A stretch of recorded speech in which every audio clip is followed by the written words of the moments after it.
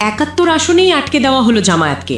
যেভাবে vote engineering করল তারেক রহমান ও হাসিনার প্রশাসন, যে ৩ কারণে হারিয়ে দেওয়া হলো জামায়াতকে, চমকে ওঠার মতো তথ্য ফাঁস।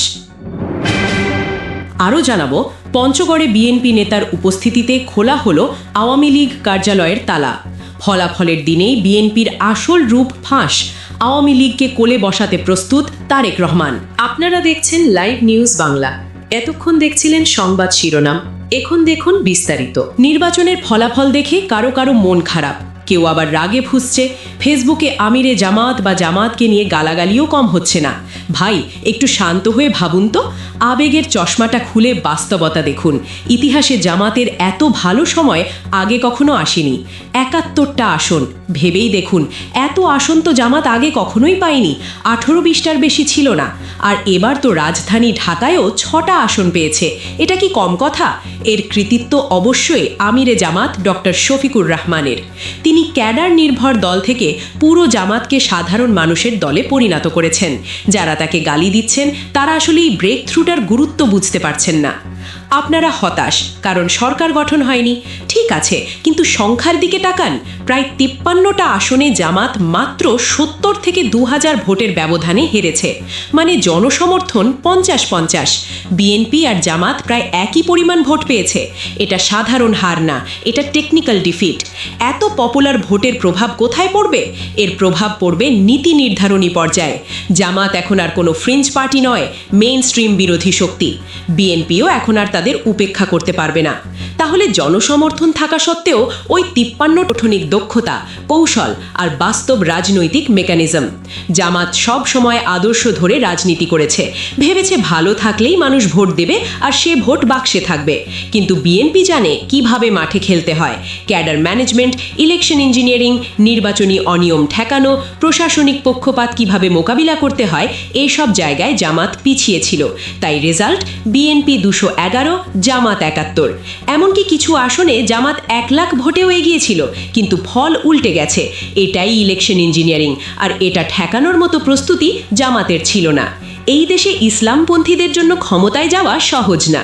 চাইলে সিস্টেমের ভেতর থেকে ধৈর্য ধরতে হবে, না হলে পুরো সিস্টেম ভেঙে ফেলতে হবে।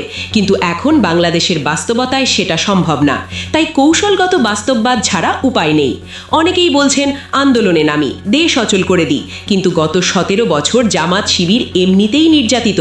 এখন আন্দোলনে নামলে যদি 2013-র মতো অবস্থা হয়, তাহলে 5-10 বছর আবারও নির্যাতনের চক্রে পড়তে হবে। এখন আন্দোলনে নামলে এই 71টা আসনের সম্ভাবনাও নষ্ট হয়ে যাবে। বিএনপি সরকার গঠন করেই ফেলছে। আন্দোলনে নামলে ওরা প্রশাসন দিয়ে চেপে ধরবে। তার চেয়ে ওদের মতো দেশ চালাতে দিন। চাঁদাবাজি, লুটপাট করুক, মানুষ এমনিতেই বিরক্ত হবে। তখনই সুযোগ কাজে লাগাতে হবে। একটু পেছনে তাকান। এক সময় শিবিরের নাম নেওয়াটাই ছিল পাপ। নেতারা ফাঁসিতে ঝুলেছেন, কর্মীরা পালিয়ে বেরিয়েছেন। সেখান থেকে এখন 70-এর বেশি আসন, 30% ভোট, 2টা বিভাগীয় শহর জয়, ঢাকায় 6টা আসন, ক্যাম্পাসে শক্ত অবস্থান। আর কি চান? এটা আল্লাহর বিশেষ রহমত ছাড়া আর কি? তারেক রহমানের সঙ্গে ঝামেলা করে লাভ নেই। এখন দরকার সংগঠন গোছানো। সামনে সিটি ও উপজেলা নির্বাচন। এখন থেকেই ইউনিয়ন ভিত্তিক সংগঠন গড়ে তুলুন। বিশেষ করে রংপুর, খুলনা, রাজশাহী, ঢাকার 80% ইউনিয়নে জেতার মতো লোকবল তৈরি করুন। 5 বছর শুধু ওয়াজ মাহফিল করলে হবে না, প্রশাসনিক বাস্তবতাও বুঝতে হবে। কিভাবে ভোট কেন্দ্রে টিকে থাকতে হয়, রেজাল্ট আনতে হয়, সেসব শিখতে হবে। মাঠের শক্তি আসল শক্তি। যদি 80% ইউনিয়নে জামাত শক্তিশালী হয়, আগামী জাতীয় নির্বাচনে কোনো ইঞ্জিনিয়ারিং আপনাদের হারাতে পারবে না।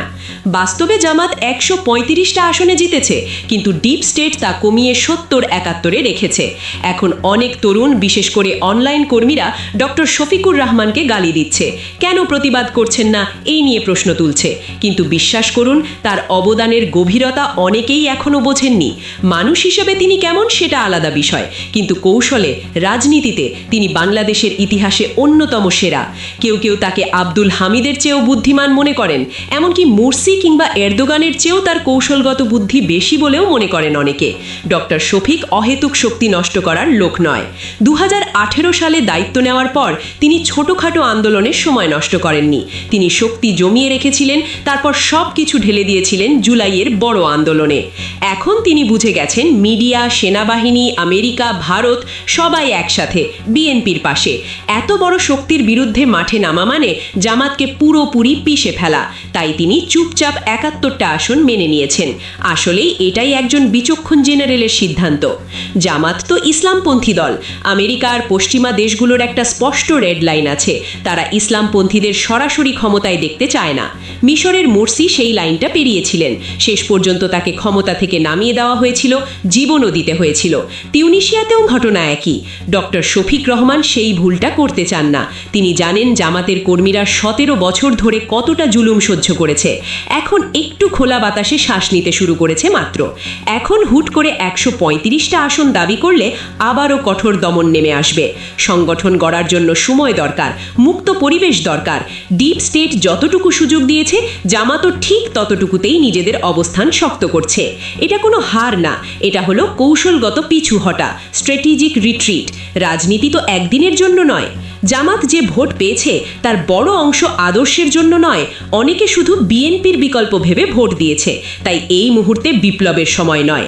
এখন যারা এমপি হয়েছেন অথবা অল্প ভোটে হেরেছেন, তাদের জন্য একটা সোজা পরামর্শ: এলাকায় গেলেই বিএনপির লোকজন সমস্যা করবে, সংঘাত হবে। তাই এখনই এলাকায় না গেলেই ভালো। কিন্তু মানুষের সাথে যোগাযোগ বন্ধ করবেন না। ফোনে, মেসেজে প্রত্যেক ওয়ার্ডের লোকজনের সাথে কথা বলুন। ইউনিয়ন ভিত্তিক চেয়ারম্যান প্রার্থী ঠিক করে দিন। তাদের দায়িত্ব দিন মানুষের পাশে দাঁড়ানোর। সময় ভালো হলে অফলাইনে মিটিং, আড্ডা সবটা বাড়ান। রাজনীতি করুন দুইভাবে, একটা জামাতের নিজের, আরেকটা জনতার সাথে। যাই করেন প্রত্যেক শুক্রবার এলাকায় যান, জুমার নামাজ পড়ুন, মানুষের সাথে মিশুন। হামিদুর রহমান আজাদের মতো একেবারে গুটিয়ে যাবেন না। মানুষের সুখে দুঃখে, বিয়েতে জানাজায় পাশে থাকুন। মানুষকে খাওয়ান, নিজের আসনে ব্যক্তিত্ব তৈরি করুন। শুধু দলীয় পরিচয় নয়, নিজেরও একটা গ্রহণযোগ্যতা গড়ে তুলুন। ডক্টর শফিকুর রহমান যা করেছেন সেটাই ইতিহাসে থাকবে।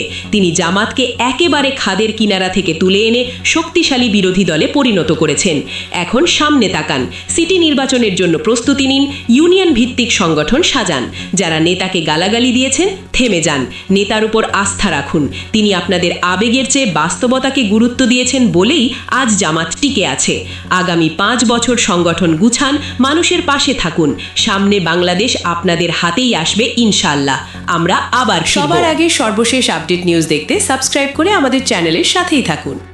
আমাদের নিউজ ভালো লাগলে লাইক, কমেন্টস ও শেয়ার করুন। ধন্যবাদ সকলকে।